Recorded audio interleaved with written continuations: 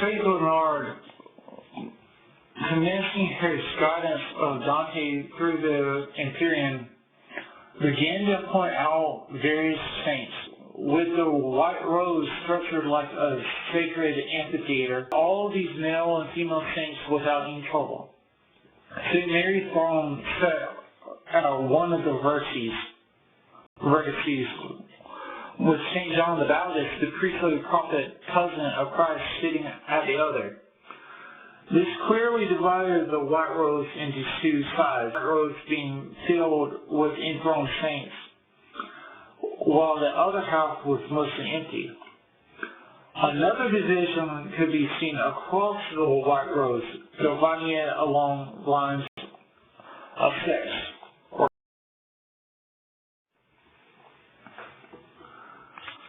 The saints that were on the left portion of St. Mary's side were the righteous antediluvian men, righteous men of the patriarchal period, the righteous men of the Israelites, the righteous men of the province, and the righteous men of the province of Judah. In addition, there were also Gentile male converts to the Second Temple period Judaism. The men that were on the right portion of St. Mary's side were the only portion of this section that was filled with women was the portion directly under St.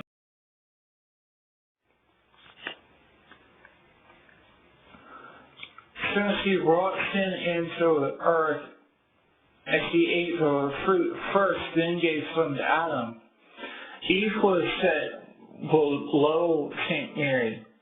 In the third tier, Jacob's wife and cousin Rachel. Her, on the fourth tier, set Sarah, the wife and half-sister of Abraham. Below her, on the fifth tier, set Rebekah, the first cousin once removed, and wife of Isaac. Below her, on the sixth tier, set Judith, the Jewish widow who rescued her of Bethlehem from the Syrian general Holofernes. Below her, on the seventh tier, sat Ruth, the Moabitess great-grandmother of the saints that were on the right portion of St. John the Baptist's side were the righteous antediluvian women, the righteous women of the patriarchal period, the righteous women of the Israelites and Judahites, and the righteous women. In addition, there were also Gentile female converts to Second Temple period Judaism. The women that were on the left side of the last prophet were the Christian female saints. The only portion of this section that was filled with men was the portion directly under St. John the Baptist. The men were St. Francis, St. Benedict, and St.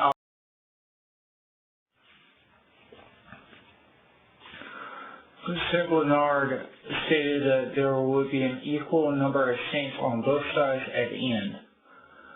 Now, before I continue with the rest of the souls, I must explain what positive sin is. Positive sin is the or venial sins. When a person reaches the age of 7, they have reached the age of accountability, knowing right from wrong.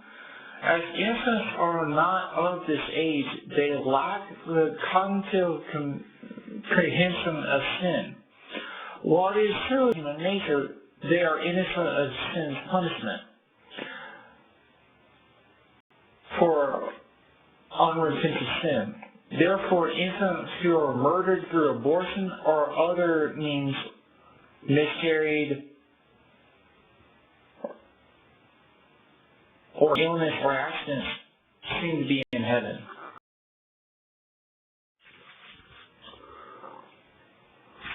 The lower terraced rows have thrones filled with 3 classes of infant souls.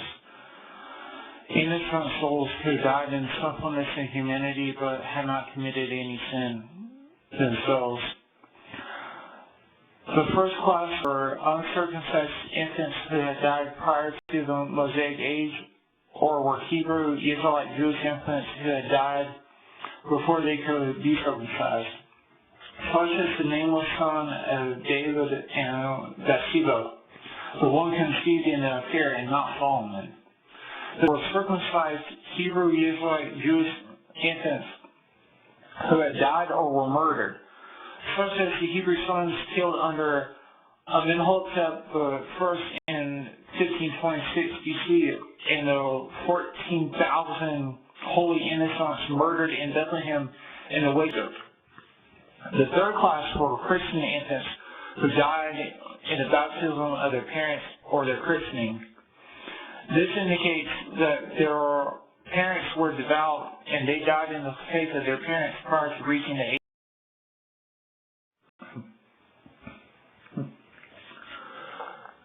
As the existence of the infant souls in heaven perplexed Dante, St. Bernard promised to explain this quagmire. By eternal law, there was no sorrow, hunger, or thirst in heaven. No soul was assigned a role in the white rose, nor was it given more or less grace based on its merit. It was the Father's discretion as to where souls were placed and what amount of grace they would have. This could be seen when one reflected came from the same womb and were so different in their personalities and their destinies.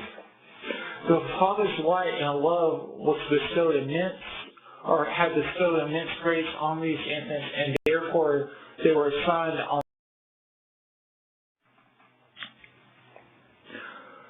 St. Bernard directed Dante to return his focus upon St. Mary.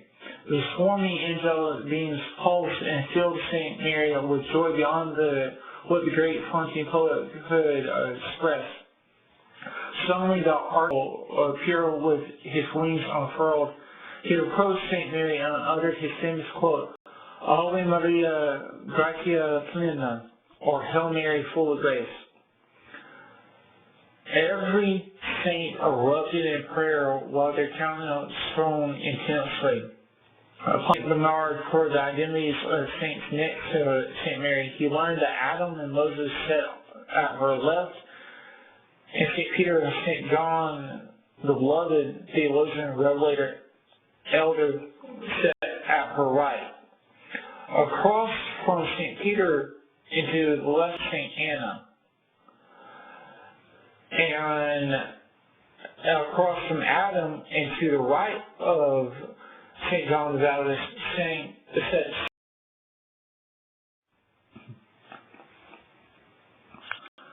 transitioning to the end of Dante's journey, St. Bernard stated that his attention now needed to be reinforced or refocused on first love, so he could go as far as possible to witness his glory, to her poet's attention from faltering.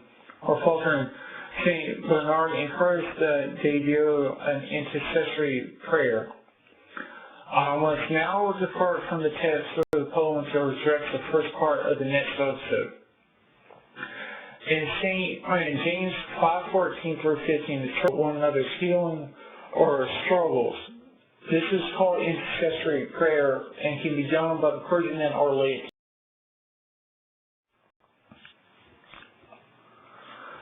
Now, can the first triumphant, the saints in heaven, pray or petition Christ or the Father Almighty for encouragement of the first militant, the saints upon the earth who fight against demonic powers as a whole or an militant? If they can, then they might do an intercessory prayer on behalf of us on earth, unbeknownst to us. I'm going to reward the prayer at the beginning of the next episode in a manner that transcends denial.